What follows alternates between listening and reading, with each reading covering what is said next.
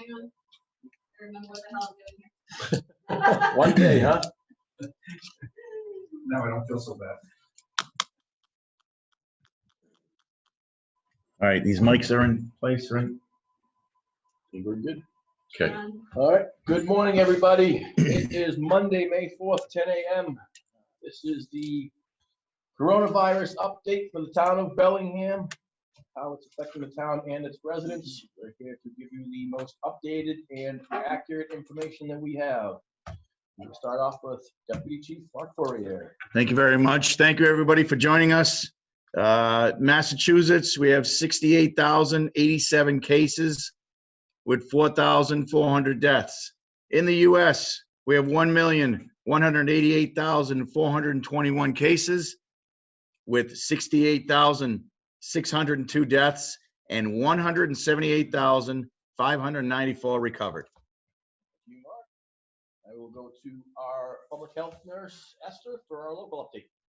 Good morning. As of this morning, we have had 304 residents tested, 90 confirmed cases, 29 active cases, 58 recovered, and 3 deaths. Thank you very much, Esther. Health Agent Bruce, you want to go on up? And now that we had some nice weather upon us, is there any Yes. updates you want to give? The nice weather has brought out all the public. Just a reminder that Bellingham has a mask ordinance. And then as of on Wednesday, the Governor Baker also has initiated an ordinance. So everybody should be wearing a mask out there. Doesn't mean you can wear the mask on the back of your head either. I did see that and had to tell them how to wear the mask properly. You get credit for the mask, but you don't quite make the passing grade with them on the back of your head. Tough couple of weeks coming here. Everybody wear the mask. I think we're going to get through it. The numbers are slowly decreasing. We have a lot more recovered and less that we're chasing. So everybody do their part, and I think we're going to get over the hump here. And Bruce, just touch on masks wearing outdoors, as far as outdoors goes. Do you need to wear a mask if you're running or walking a dog? Probably should carry a mask with you. If you're out walking your dog or running, you don't need the mask until you encounter another person. The mask is for when you're in public, where you might have the potential of being within 6 feet or closer to anybody. So probably the best thing to do is either wear it around your chin or in your pocket. If you come across some people, then put the mask on. And when you talk about coming across some people, it's not, we're not so much talking about if there's 2 people running and they pass each other. It's if there's going to be any kind of prolonged within 6-foot contact or at least 15 minutes or more, correct? Correct. If it's just a passing by, it's not like, oh no, I see someone coming my way, let me put my mask on, pass them, and take it off. It's only if there's going to be any kind of prolonged contact with those people within the 6-foot boundary. Right? So, all right, anything else, Bruce? No, that's good. All right. Nice weather. It's going to draw out the people, especially the little ice cream stores and stuff. If you're in line, maintain that social distance, maintain the 6. Some of them have some paint marks, but if it's a long line, the paint marks don't necessarily carry out far enough. So, okay. All right, perfect. Thank you very much, Bruce.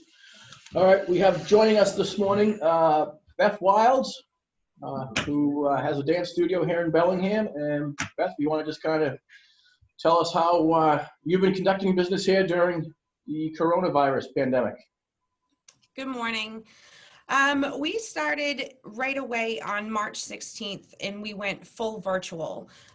We have been conducting our full schedule through Zoom classes, and we also use a private app where we can download videos in all of our team classes and all our choreography for our annual performance in that app. So we've been very, very busy.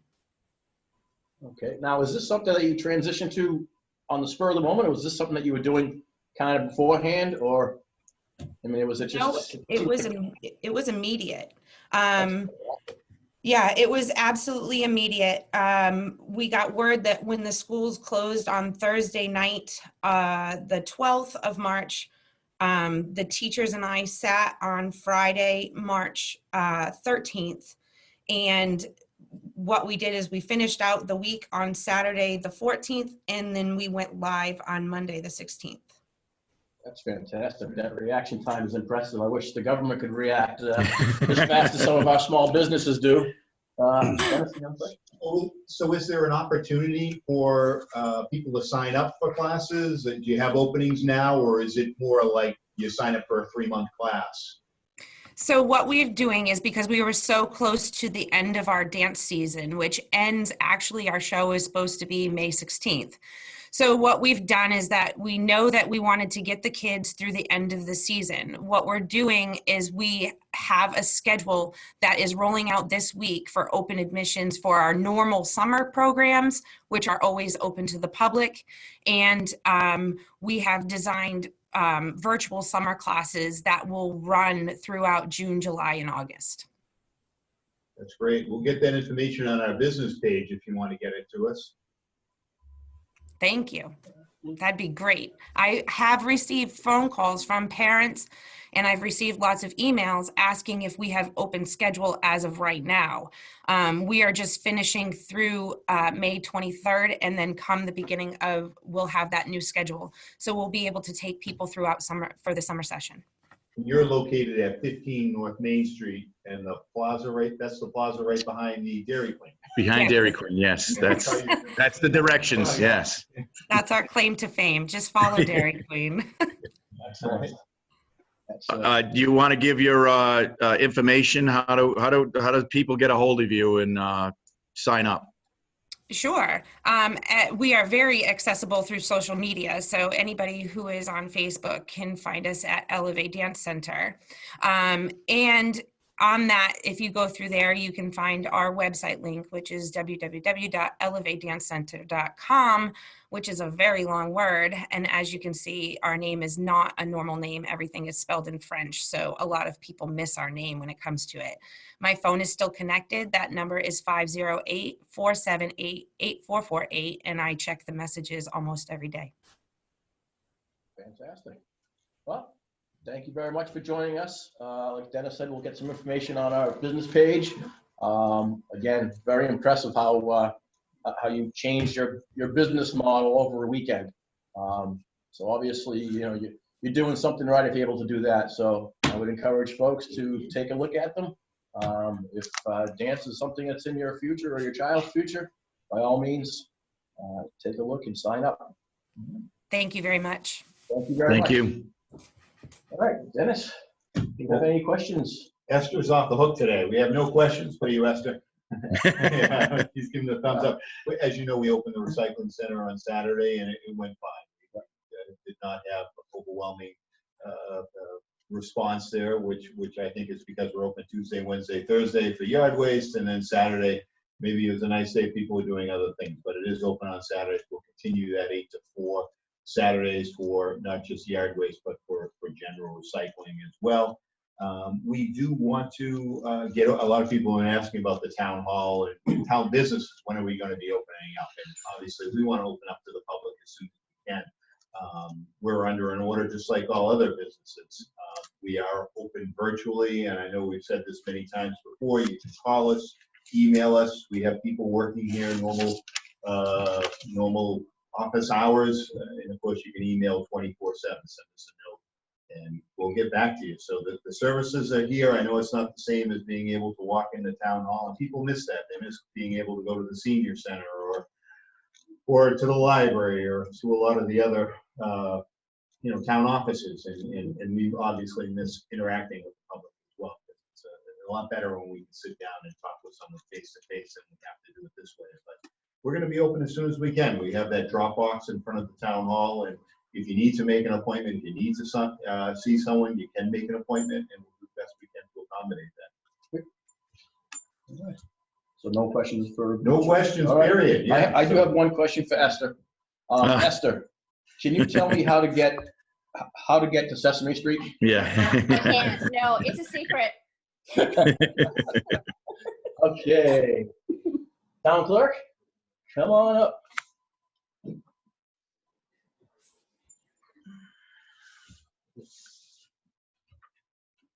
Good morning. As everyone knows by now, we have a town election coming up on June 9th. And as far as the ballot is concerned, we have one contested race for Board of Selectmen. Two incumbents, Robert Biaggi and Don Martinez, are running for re-election, and they have a challenger, Kelly Grant. So the three are vying for 2 open seats. Also on the ballot this year is going to be a 2.5 override. So you want to learn as much as you can about the candidates and the override so that you can make an intelligent and informed vote. Additionally, we have uncontested races for library trustee, planning board, school committee, and housing authority. If you are not already registered to vote, you may do so by going to the state website, mass.gov, under Elections Division, and there will be a form there that you can complete online and submit. You can also let us know that you need is there a camera that's on here? I don't know where I'm supposed to point to, but anyway. So this is an application for registering to vote. You can just call in and we can mail one out to you. You can either mail it back or drop it off at the drop-off box outside of the Municipal Center. The last day to register to vote is coming up soon for this particular election, and it is May 12th. So that, I believe, is next Tuesday. So you want to get these things in by then if you need to register to vote. In keeping with Massachusetts general law and the recent amendments due to the pandemic, we are making some changes to the method in which we vote this year. There'll basically be 3 different choices. The first one being absentee ballot by mail. And this will be one which would require no excuse. In the past, an absentee ballot was supposed to contain information as to why you're not going to the polls, such as illness or being out of town or whatever. There's no need for any of that with this absentee ballot this year. And as far as doing an absentee ballot in office, because we really won't be able to stay compliant with the social distancing protocol, we will not be having voting in the office this year.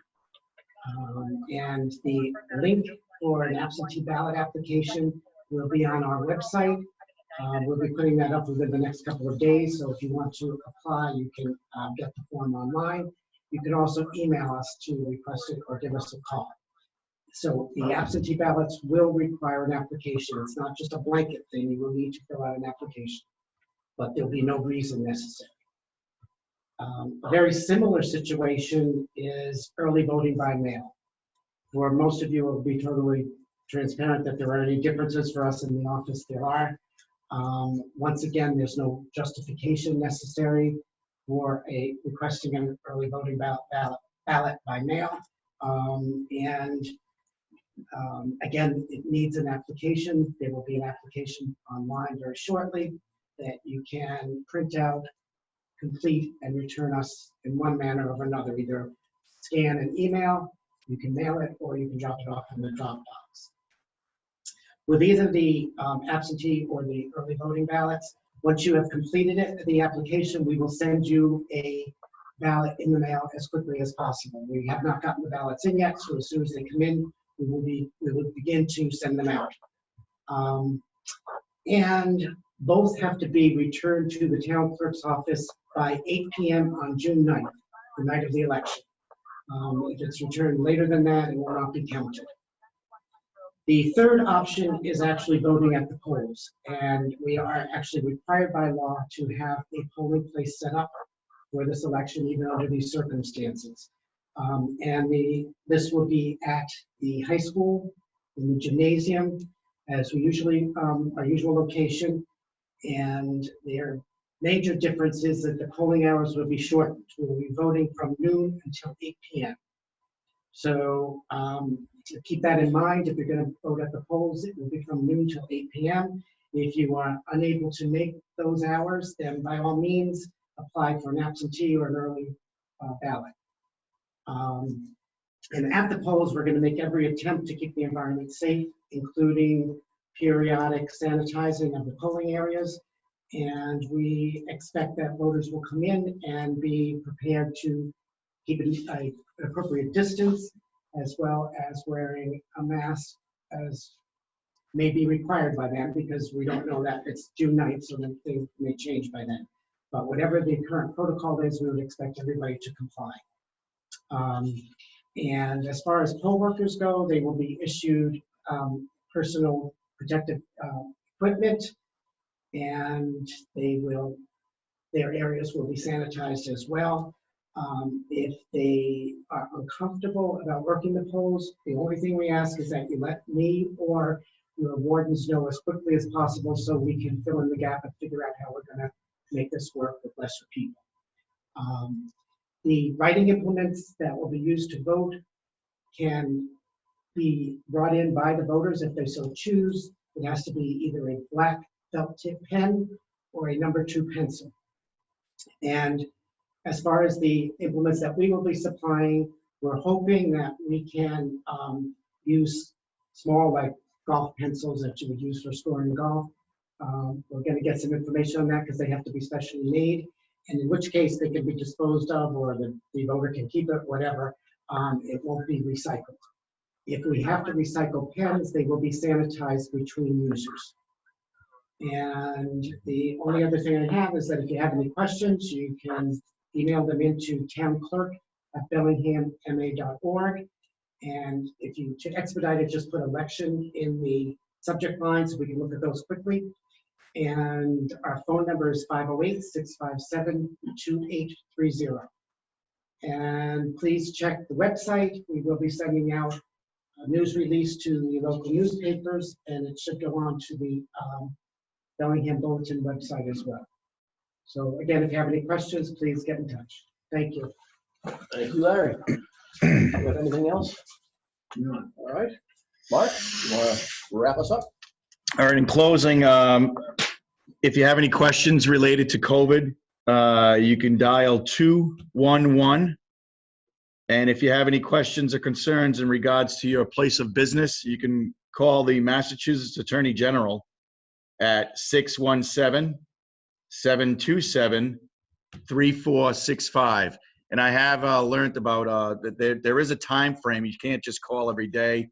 They have office hours. So if you do call during their office hours, you might have to leave a message. Okay?